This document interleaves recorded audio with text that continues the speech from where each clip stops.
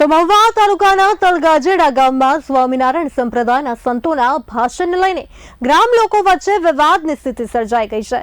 સ્વામિનારાયણ સંપ્રદાયના સંતોના ભૂતકાળમાં કરેલા અનેક નિવેદનોને લઈને ગ્રામજનોમાં રોષની લાગણી છે। ગામના લોકોએ સ્વામિનારાયણ સંપ્રદાયના સંતોએ કરેલ ભાષાના મુદ્દે ઉધડો લીધો છે।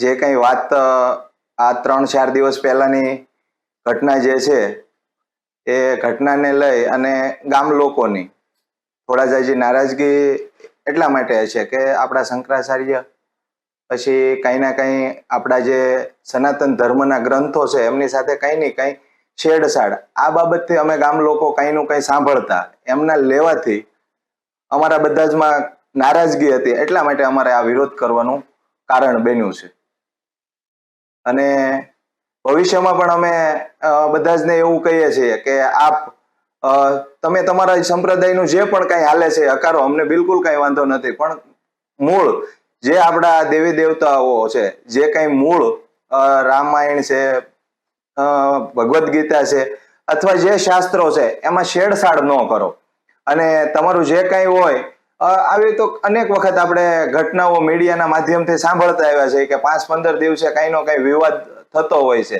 બસ આટલી જ વાત છે।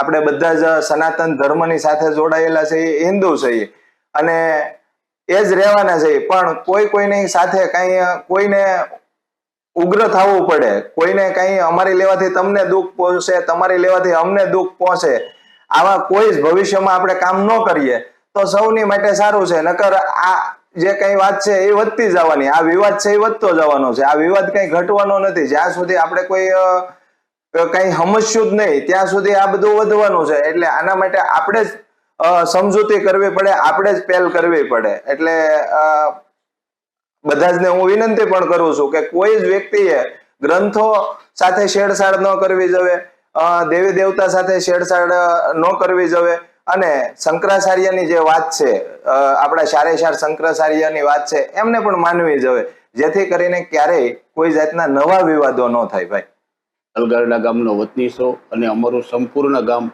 સનાતની પ્રેમી છે, સનાતની ધર્મી છે। અમારા ઈષ્ટદેવ રામચંદ્ર ભગવાન છે, શિવ મહાદેવ ભગવાન છે અને કૃષ્ણ ભગવાન પ્રભુ પરમાત્મા છે। અમે એમાં સનાતનમાં પરિપૂર્ણ છીએ।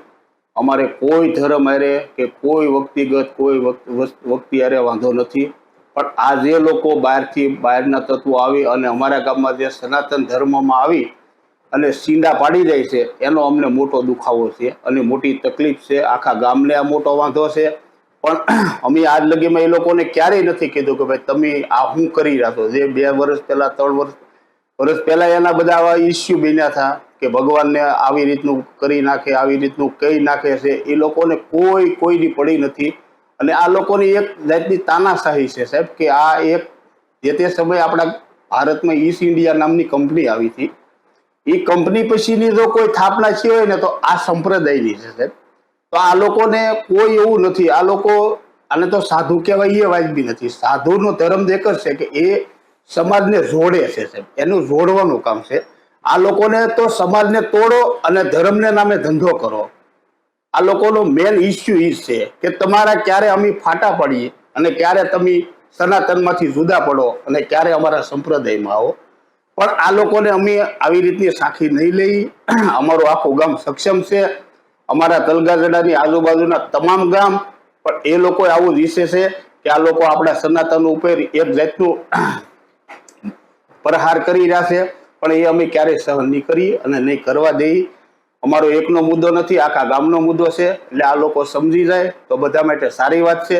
એ આનું જે કરે છે એમાં અમને કોઈ તકલીફ નથી સાહેબ।